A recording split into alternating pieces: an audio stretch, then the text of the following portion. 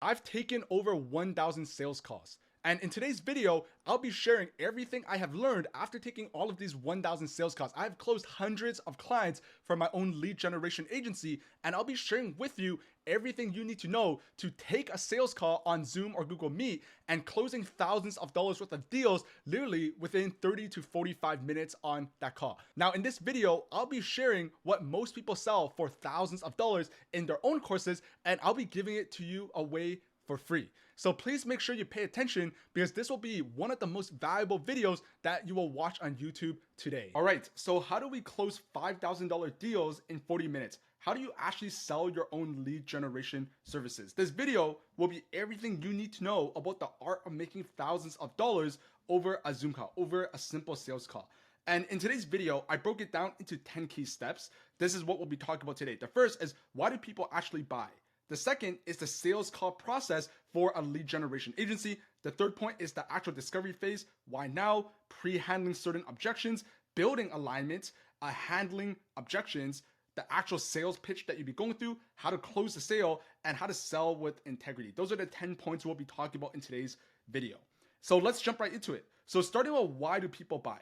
So you have to understand that in your case, as a B2B business, when you're selling to other businesses, specifically selling lead generation agency services, businesses aren't just buying cold email campaigns. What they're buying is a predictable system to generate leads and book sales calls, which will help them grow their business. It's very important you understand this. So what businesses really want is a steady stream of qualified prospects coming in without having them to do really anything, without having them to spend endless hours on prospecting. That's what they really want. They're not buying cold emails. They're buying a system where they could get qualified leads without them doing anything, right? So as an example, and I laid this out with a series of examples, right? Let's say you're selling to a software company, a B2B SaaS. And let's say they're struggling with generating enough qualified leads to grow their sales pipeline. The problem is their sales team has no one to talk to, no leads. So when they buy your cold email lead generation services, what they're buying is a solution to that problem, a solution to a system that consistently delivers qualified leads and books sales calls for their sales team. That's what they're buying. Example two, let's say you're working with professional services, right? Who want to scale up, make more money, work with more people, and expand into new markets. What they want is they want to reach decision makers at large companies, but they just don't have the current ability in order to do so, or they don't have an internal team that can handle that cold outreach. So what you are selling in that case is you're helping them fulfill their desire by being able to help them reach the right people and expand their business. And the third point is, let's say you are on a call with a manufacturing company selling your cold email services. Let's say they say something like, we've been relying on word of mouth and referrals to generate all of our clients, and it's just not consistent enough. We need more leads in a more consistent way.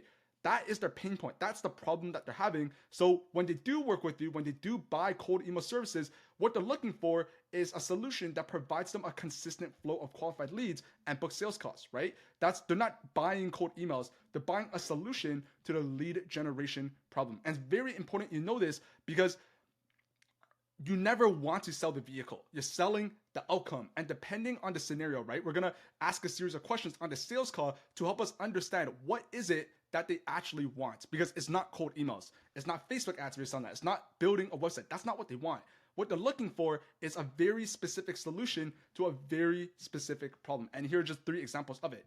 So moving on to the actual sales call process as a lead generation agency. So the structure of a sales call, because it is a sales conversation where you're having that, it's probably not going to be in person, but it's going to be on a Zoom call. It's face to face to a certain degree.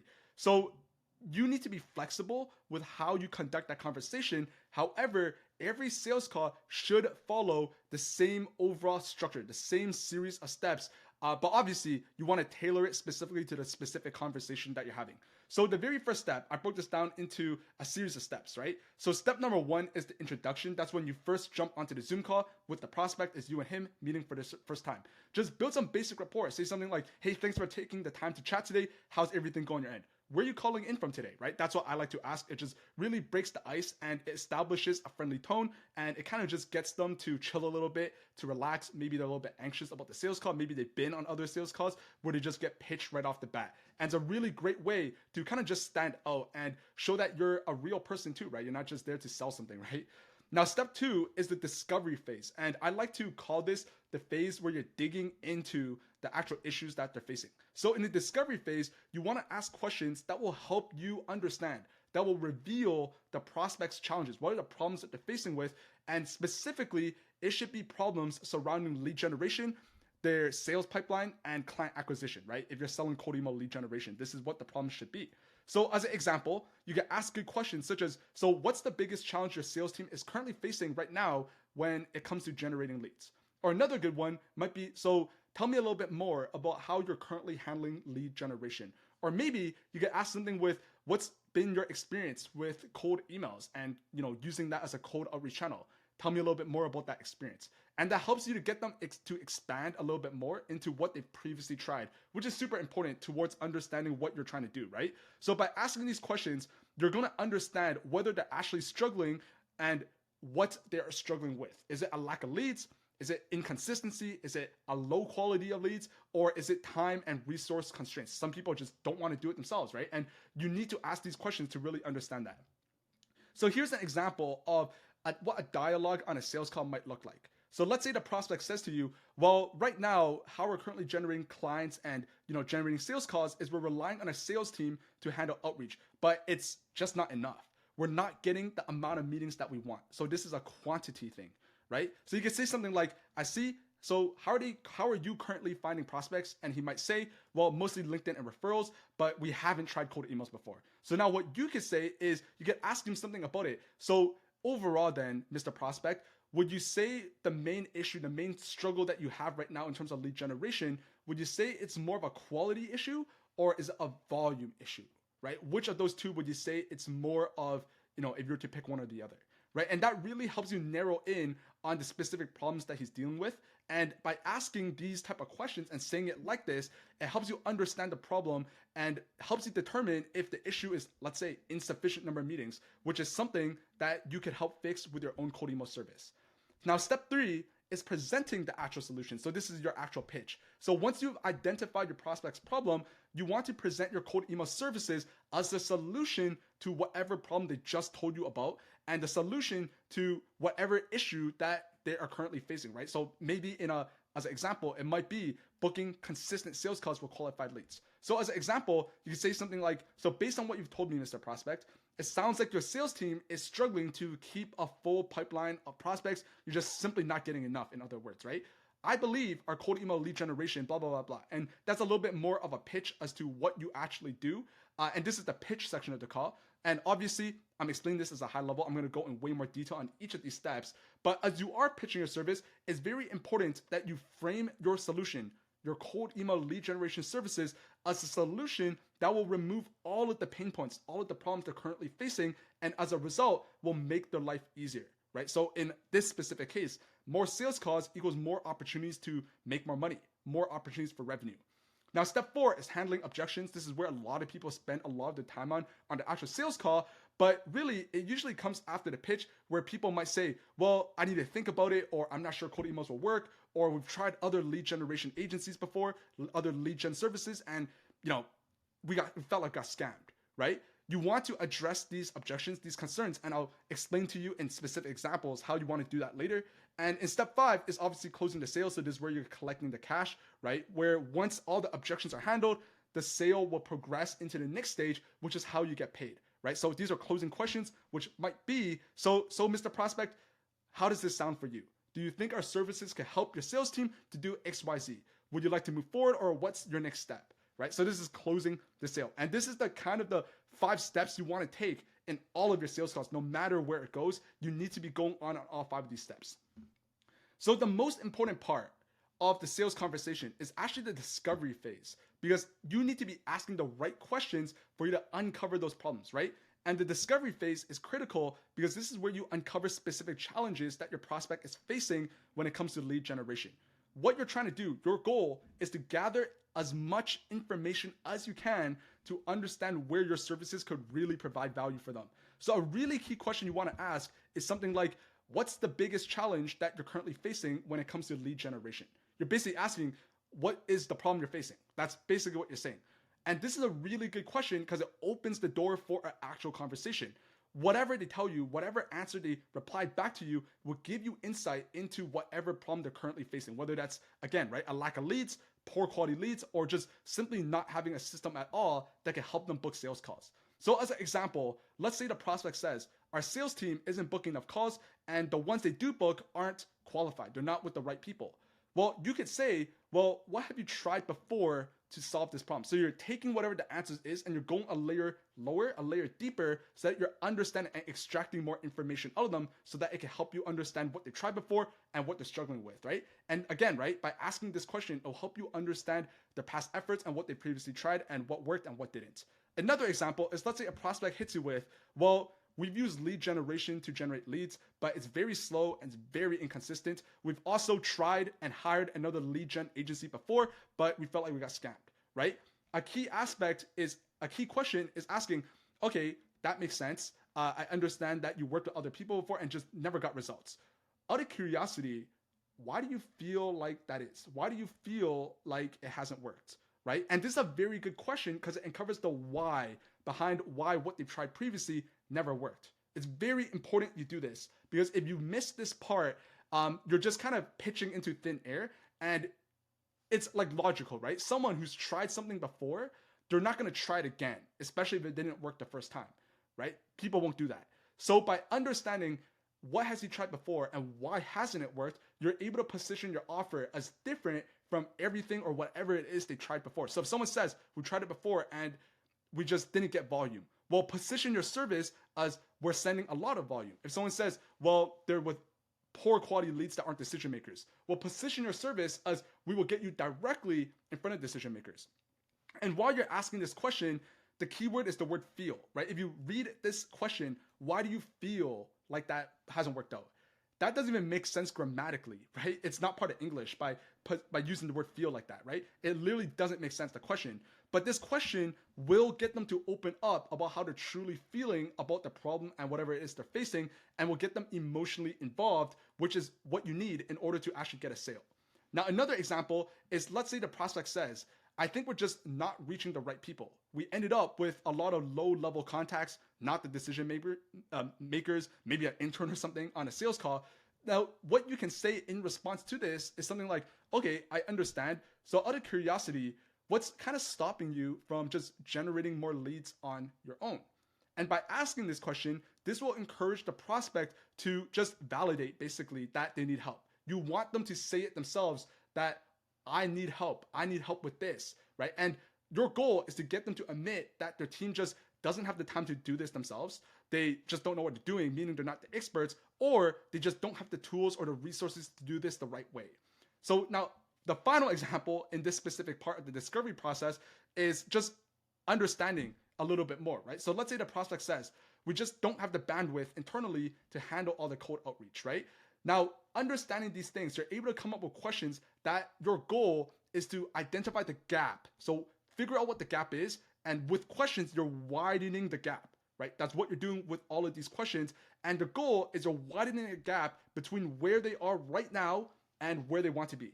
Where are you currently right now, and what's your end goal, right? 6 months from now, where do you want to be? Where do you want your business to look like, right? They're stretching out that gap so they understand, the prospect understands in their own mind that there's a missing gap there and there's a problem that they need help solving, right? Now, again, your cold email services is the bridge that will help them fill that gap by consistently bringing in qualified leads or whatever problem that they're dealing with and whatever their goals are. Now, the next step is understanding why now. So building urgency for your own lead generation services. So building urgency is very crucial in making any sales. And we're not using like fake scarcity or fake urgency. We're not telling people we can only work with 3 people this month, so they need to reach out because spots will close. You're not hitting them with bullshit like that, right? Because people can smell that a mile away. But what you want to do is you want to show the prospect that by continuing their current approach, whatever they're doing right now, whether that's LinkedIn or word of mouth, referrals, ads, whatever they're doing right now to generating leads, is not going to work, right? It's going to hold them back. If it's not working right now, it's not going to change in 3 months if you continue doing what you're doing right now, right? That's the goal of what you're trying to achieve. So in order to build urgency, you can ask them questions to help them realize what the cost of inaction actually is. So in other words, what the opportunity cost is. So good questions to build urgency might be, so John, out of curiosity then, what happens if your sales team just doesn't have more leads in the next 6 months? What would that look like in 6 months from now? Or another question might be, so John, out of curiosity, why is solving this problem important for your business right now, right? Those are good questions because it will help people realize that they need help right now and not next week or not next month or half a year from now. And by asking these questions, you could also get ahead of one of the most common sales objections, which is I need to think about it.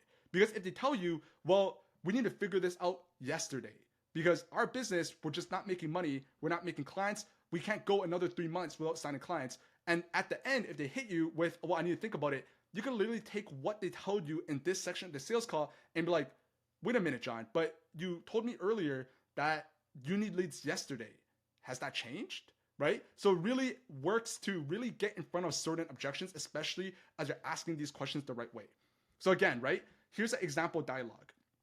Let's say you ask them, so John, what happens if your sales team continues to struggle lead generation over the next 6 months?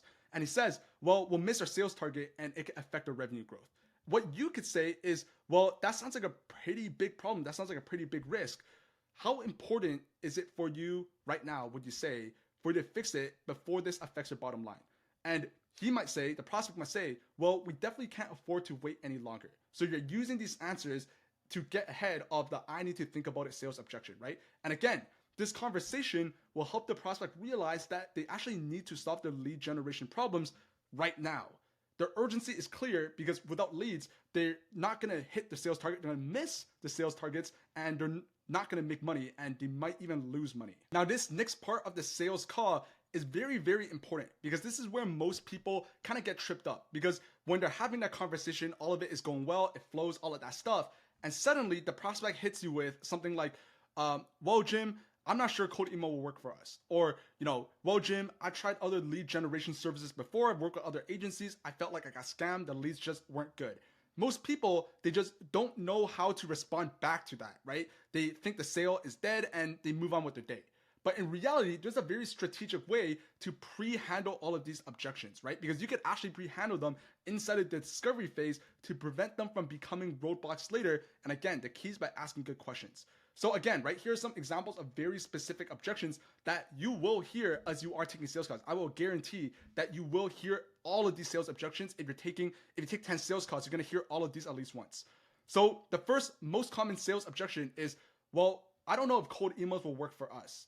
And what you could do is in the discovery phase of your sales call, you can literally ask them, so out of curiosity, John, have you tried cold emails before, right? Have you not? If you did, how did that go?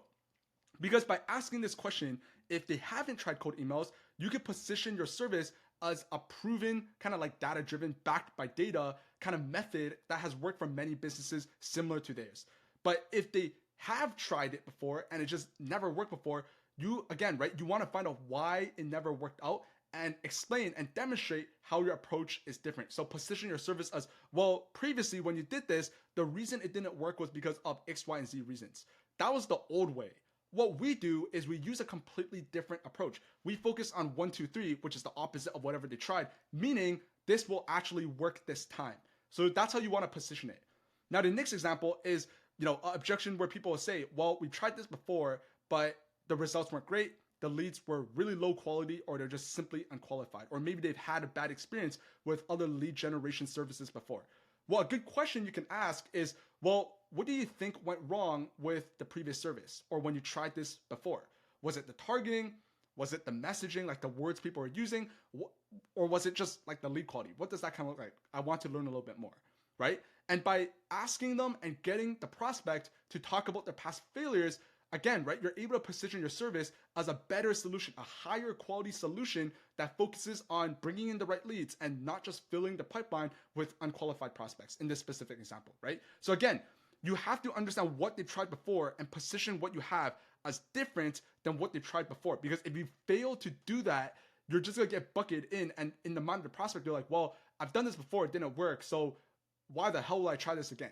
That's what people will think. So here's an example dialogue. Let's say you say something along the lines of, so Mr. Prospect, so John, you mentioned earlier that you tried another lead generation service, but the leads just simply weren't that good. where do you feel like that went wrong? And the prospect might say, well, they sent us a lot of leads, but none of them were decision makers. So our sales team wasted a ton of time on unqualified prospects. Well, what you can say is you want to acknowledge him. You can say, well, that sounds super frustrating. That sounds like it sucks, right?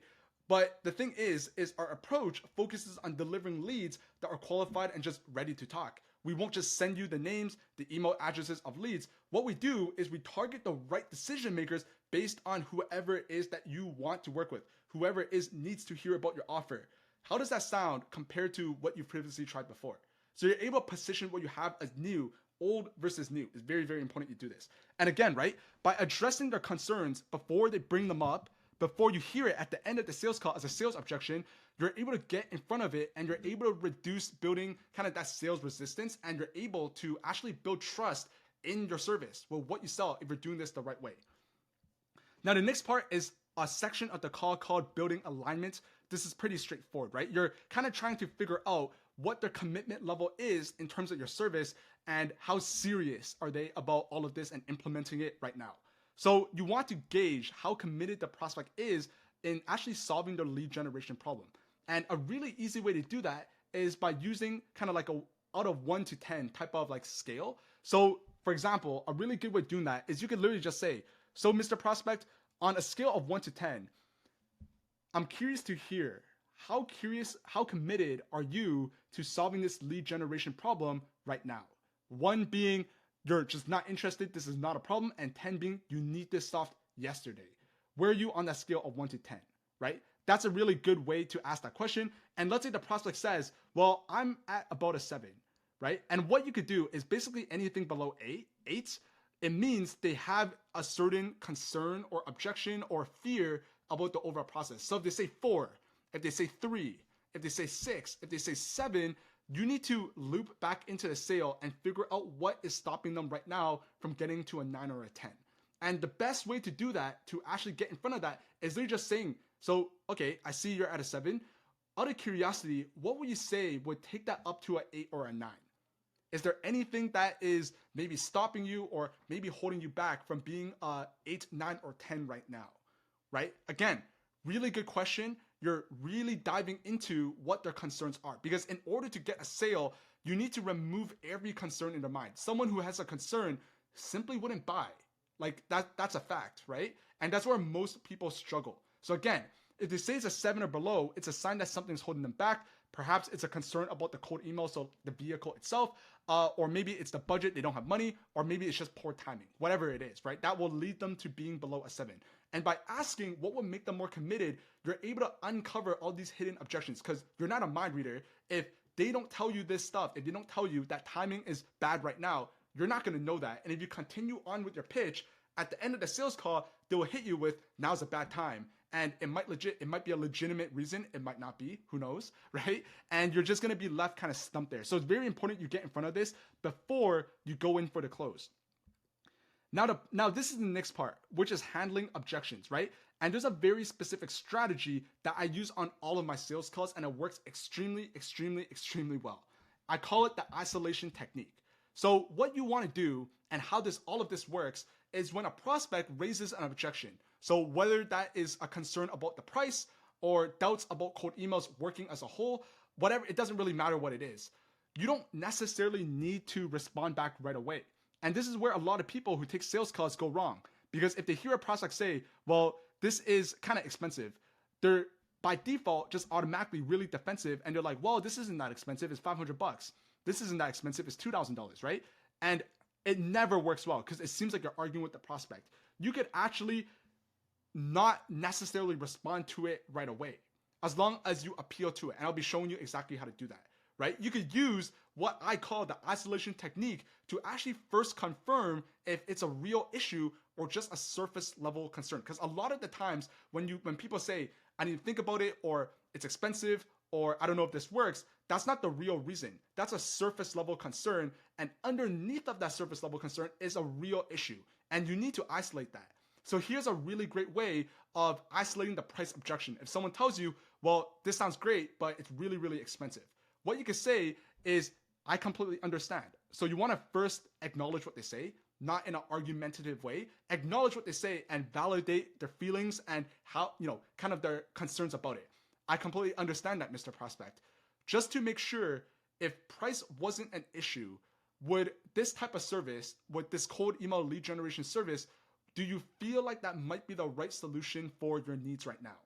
So you see what I did there, right? Is I first acknowledged whatever concern they were, and then I asked another question to isolate and really confirm, is price really your issue, or is there something else that's not price?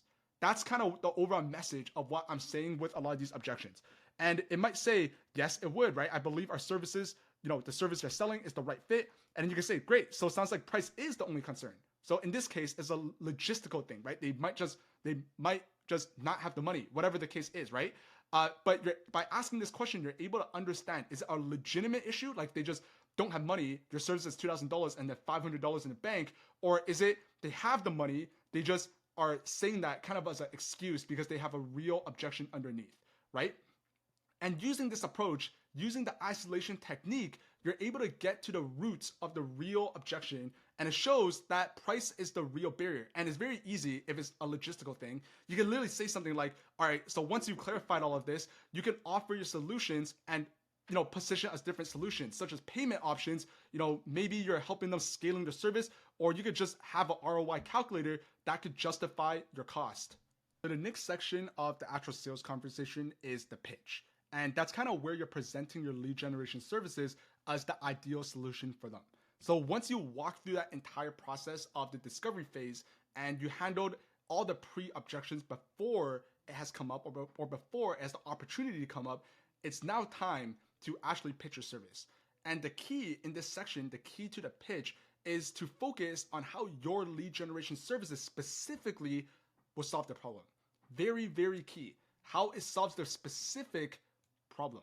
So as an example of a pitch, it's very, very quick. A lot of people mess up here again because they go into the weeds, into what they actually do. You have to understand that most people, prospects, they probably don't care. Because again, back to the first thing I said in this training, people aren't buying your cold email services. What they're buying is the outcome. Your cold email services is just a vehicle that will bridge the gap from where they are right now to the outcome that they're actually buying. So what I've learned after taking so many sales calls, after taking over 1,000 sales calls for my own business, is the specific channel you use doesn't really matter as much as the specific thing that you're solving for them. And never ever go into too much detail because you will risk boring your prospect. They're gonna, once they get bored, it's over because they're just mentally tapped out and no sale will be made. And the best way to prevent that is by just being as brief about your service as much as possible. No need to, if you're selling cold emails, you don't need to talk about email warming. You don't need to talk about how many emails you're sending. You don't even have to talk about VSLs or all of these random things, building websites, domains, email accounts. You shouldn't talk about any of those things. When I first started taking sales calls, I spent a lot of time talking about that. I was on a sales call being like with prospects, so Mr. Prospect, we're setting up 30 domains for you, 45 email accounts. How does that sound, right? But that's way into detail and people just don't care. So summarize it and you can say something like, so based on what you shared today, John, I understand that your sales team is currently struggling with XYZ. So whatever problem they said, what we could do is we have a service. It's a cold email lead generation service, and it's designed to target exactly the people that you want, the exact decision makers. We'll do X, Y, and Z, right? We'll create custom email campaigns. We'll do the follow-ups. We'll do all of these things. And the goal is we'll book qualified calls directly onto your sales calendar. This way, what this will mean for you is your team will be able to focus on just closing deals and not chasing any leads. And again, right, notice how short this is, right? You don't need to go in more detail than this. At the end of this, you could also ask a question. So John, out of curiosity, what questions about the process do you have? And by asking that question, you're opening the door for them to, if they do care about domains, if they do care about the leads list, whatever the specific issue, they're gonna ask you about it and you're able to explain that. But if they don't ask you about it, they probably just don't care, or they don't even realize that it is a question for them. And if you're talking about scraping leads, and they just don't care about scraping leads, you're gonna bore them because they don't care about scraping leads. So again, by framing your pitch around the problems and the value your service actually provides, you make it clear that you're offering a solution to the exact needs. And super important that you make sure that this is relevant to their specific situation, because prospects need to know that you can help them specifically, that you're not helping every other person, but you can help them specifically in their specific scenario that they're facing right now. So make sure that in the discovery phase, as you're asking these questions, you're actually listening to the answers, especially during the discovery. What I like to do is sometimes I take a notebook, paper and pen, and I literally just jot down notes. Sometimes I open it on a Google Doc. As we're talking, I type it back out. Whatever the case is, doesn't really matter. The point is, make sure you're actually listening to the answers. You remember what they say, and you make your pitch specific to the answers that they shared with you in the discovery phase, as you're understanding the business, you're understanding the problems they faced, what they tried, what they haven't tried, and why it didn't work out, right? Because if you don't do that, you won't be able to make your pitch as relevant as it needs to be in order to consistently close deals. Now, step 9 of the process is closing the sale. So this is where you're asking for commitment and just collecting payments. So once you presented your solution and you handled all the objections, it's now time to actually just close the sale and close the deal. And don't be afraid to ask for the commitment directly. A lot of people, they sugarcoat around it. They're uncomfortable with it. So they end up asking some open-ended question that's not even clear that they're trying to close the deal. So the best way to do it is just to be as direct as possible. Literally ask them, so John, how does this sound? Do you feel like our service can help you? Do you feel like this solves your problem, XYZ, whatever the case is, question mark. What are your next steps?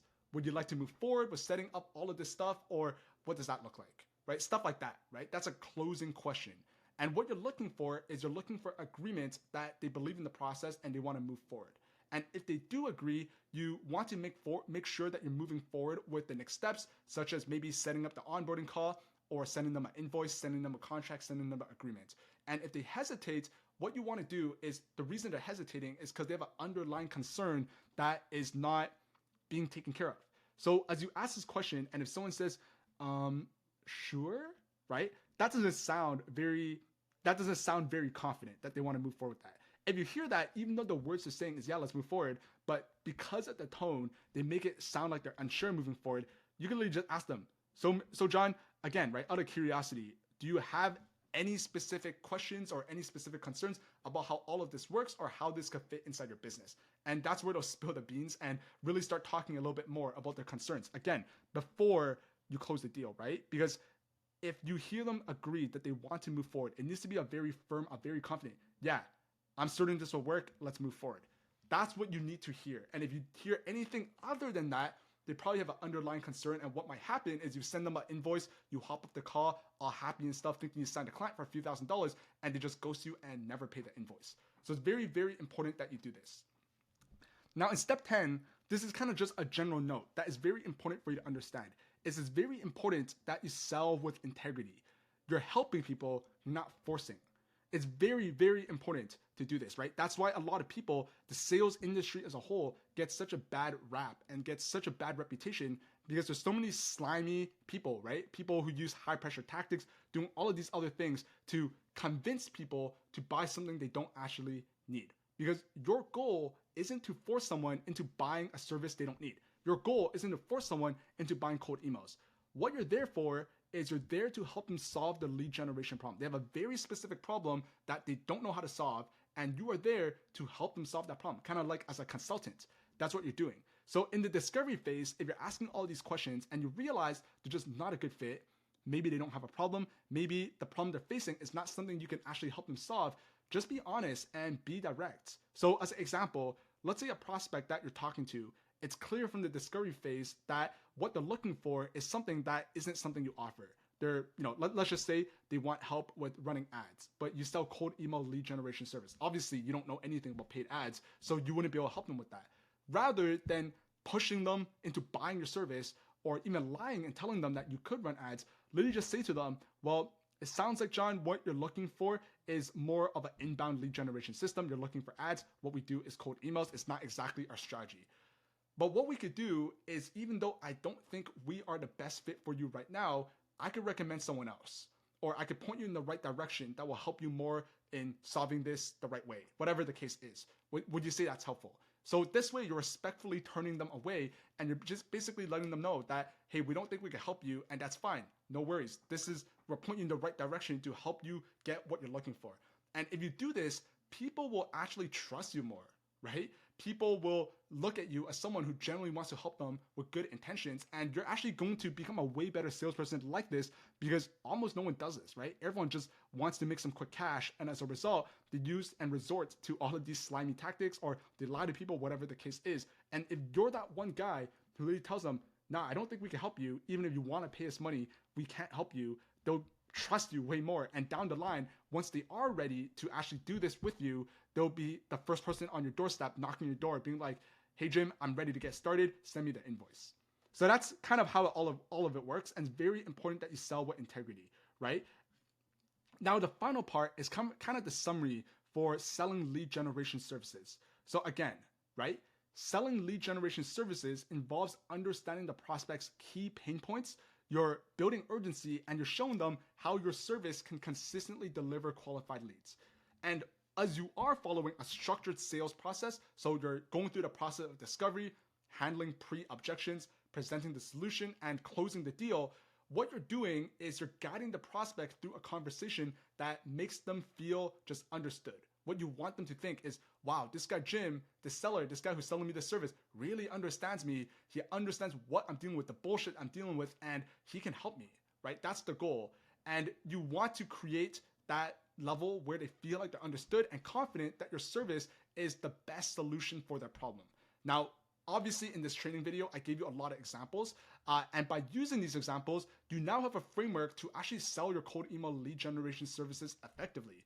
And by using this approach, by following everything I shared with you today, this approach will help you build more trust. It will allow you to handle objections professionally, and you will close more deals and just simply make more money, which is the goal of the sales call. So that's pretty much it for today's video. If you found this video valuable, make sure you drop me a like, make sure you drop me a subscribe, make sure you share this video with someone else who you think could watch this video and gain value from it. Now, the first link in the description is a link to work with me, where I will work with you to help you start your own lead generation agency and scale it to $10,000 per month in the next 90 days. It's a one-on-one consulting program. It's not a course, it's a consulting program where I will work with you. I will literally help you write your cold email campaigns, put together your VSL, review your sales calls, and help you start and scale your lead generation agency to $10,000 per month in the next 90 days. Now, the second link in the description below is a link to a full step-by-step free lead generation agency course that I recently put together on YouTube. It goes over everything you need to know to actually start your own lead generation agency if you want to go out and do it on your own. But that's pretty much it for today's video. Hope you liked this video, and I'll see you in the next one. See ya.